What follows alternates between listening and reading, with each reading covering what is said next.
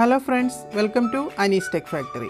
Ginger garlic paste നമ്മൾ ചെയ്യാറുണ്ട്. എന്നാൽ സ്പൈസസ് ചേർത്ത ഒരു ginger garlic paste ആണ് ഞാൻ ഇന്ന് ചെയ്യുന്നത്. ഇതിനു വേണ്ടി 100 ഗ്രാം ഇഞ്ചി ചെറുതായി കട്ട് ചെയ്തെടുത്തു വെച്ചിട്ടുണ്ട്. 75 ഗ്രാം വെളുത്തുള്ളിയും എടുത്തു വെച്ചിട്ടുണ്ട്. ഇത് നമുക്കൊരു മിക്സി ജാറിലേക്ക് മാറ്റാം.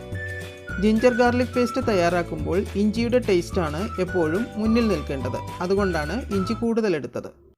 ഇതിലേക്ക് നമ്മൾ ഉപയോഗിക്കുന്ന എല്ലാത്തരം സ്പൈസസും ആഡ് ചെയ്യാവുന്നതാണ്.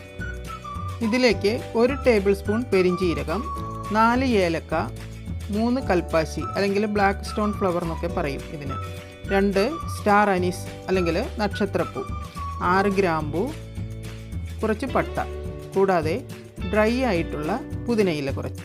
പുതിനയില വാങ്ങുമ്പോൾ മിച്ചം വരുന്നത് ഡ്രൈ ആക്കി വെച്ചിരുന്നാൽ ഗരം മസാലകളുടെ കൂടെ ഇതുപോലെ ഉപയോഗിക്കാവുന്നതാണ്. ഇത് കൂടുതൽ അരോമ നൽകും. ആദ്യം ഇതൊന്ന് ക്രഷ് ചെയ്തെടുക്കാം. ഇപ്പോൾ ഇതൊന്ന് ക്രഷ് ചെയ്തെടുത്തിട്ടുണ്ട്. ഇതിലേക്ക് പ്രിസർവേറ്റീവായിട്ട് 1 ടേബിൾ സ്പൂൺ വിനീഗർ കൂടി ചേർക്കാം. എന്നിട്ട് ഒന്നുകൂടി ഒന്ന് അരച്ചെടുക്കാം. ഇപ്പോൾ നന്നായി അരച്ചെടുത്തിട്ടുണ്ട്. ഇങ്ങനെ ഉണ്ടാക്കുന്ന ജിഞ്ചർ ഗാർലിക് പേസ്റ്റ് ഫ്രിഡ്ജിൽ സൂക്ഷിച്ചാൽ വളരെ നാൾ കേടുകൂടാതെ ഇരിക്കും.